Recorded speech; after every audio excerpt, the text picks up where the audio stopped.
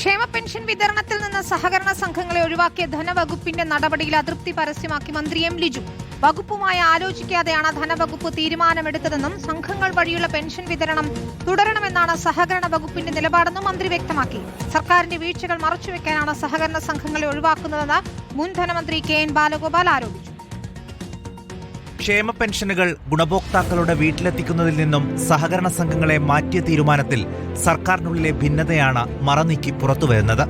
തികച്ചും ധനകാര്യ വകുപ്പിന്റേതാണ് തീരുമാനമെന്നും വിഷയത്തിൽ സഹകരണ വകുപ്പുമായി യാതൊരുവിധ ചർച്ചകളും നടന്നിട്ടില്ലെന്നും മന്ത്രി എം ലിജു തുറന്നടിച്ചു. അതൊരു ധനകാര്യ വകുപ്പിന്റെ തീരുമാനമായിരുന്നു, ഒരു ഫിനാൻഷ്യൽ ഡിസിഷൻ ആയിരുന്നു. സഹകരണ വകുപ്പിന് ആ കാര്യത്തിൽ ആശങ്കകളുണ്ട്. ആശങ്കകൾ എന്ന് പറഞ്ഞാൽ ഇപ്പൊ നടന്നുകൊണ്ടിരിക്കുന്ന പ്രോസസ് ശരിയാണെന്ന് എനിക്ക് യാതൊരു അഭിപ്രായമില്ല. എന്നാൽ ബാങ്ക് അക്കൗണ്ടുകൾ വഴിയുള്ള പെൻഷൻ വിതരണം വലിയ പ്രതിസന്ധികൾക്ക് വഴിവെക്കുമെന്നാണ് മുൻ ധനമന്ത്രി കെ.എൻ. ബാലഗോപാലിന്റെ പ്രതികരണം.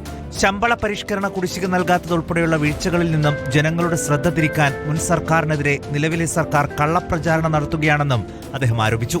ഇതെല്ലാം പ്രചരിപ്പിച്ച് പ്രധാന സംഗതികളിൽ നിന്നും ശ്രദ്ധ മാറ്റാനാണ് സാധാരണക്കാരന്റെ ഓണം, അവരുടെ റേഷൻ തുടങ്ങിയ കാര്യങ്ങളിൽ പോലും ഇടപെടുകയും ക്ഷേമ പെൻഷൻ സമയത്ത് കൊടുക്കുന്നില്ല എന്ന് മാത്രമല്ല വിവിധ മേഖലകളിലെ ആനുകൂല്യങ്ങൾ കൊടുക്കുന്നില്ല. നേരത്തെ വീര്യം കുറഞ്ഞ മദ്യം ഉൽപ്പാദിപ്പിക്കുന്ന വിഷയത്തിൽ വകുപ്പ് മന്ത്രിയോട് ആലോചിക്കാതെ മുഖ്യമന്ത്രി നേരിട്ട് തീരുമാനമെടുത്തതും വലിയ വിവാദങ്ങൾക്ക് വഴിവെച്ചിരുന്നു. അന്ന് തന്നെ തന്റെ അതൃപ്തി എം ലിജു മുഖ്യമന്ത്രിയെ അറിയിക്കുകയും ചെയ്തു. ഇതിന് പിന്നാലെയാണ് ഇപ്പോൾ ക്ഷേമ പെൻഷൻ വിതരണ വിഷയത്തിലും മന്ത്രിയുടെ അതൃപ്തി പരസ്യമാകുന്നത്. റിപ്പോർട്ടർ, തിരുവനന്തപുരം.